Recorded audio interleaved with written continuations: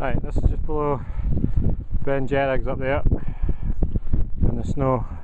There's not much chance to do the camera because it's been really windy and it's very changeable weather.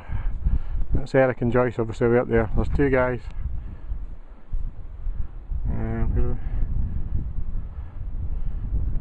Just in there. So I'm not 100% sure if we're going up Beinn Dearg, which is the back of that, but we're going up to the Beall, which is up there in the middle. I can't remember what the other Monroes are called. They're really long, complicated names. But there's one up there at the back, and the other one's over there in the cloud. And then we'll walk down kind of that side, and Ullapool's away behind us. But it's really changeable. You see how dark it is in the distance. And it was sunny there about 10 minutes ago and really dark and pouring rain here.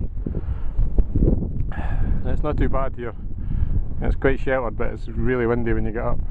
And I just had a wee bit of snow, and that's in May, so we'll see what the next 10 minutes or so brings. We're not too far off the Beall now.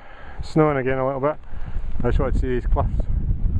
And that's a real cliff up above us.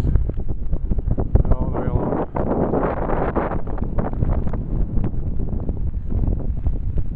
Ullapool's away there. I wouldn't fancy going up there. We're going up there and round the back. I see we're more windy and cold than here.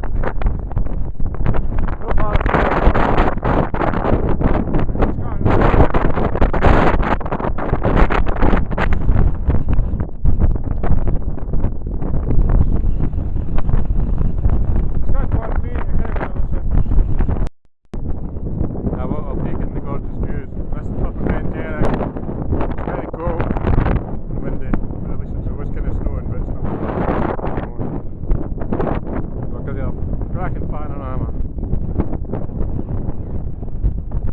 quickly because really there's nothing to see, but there's snow on the ground and that's the end of May. You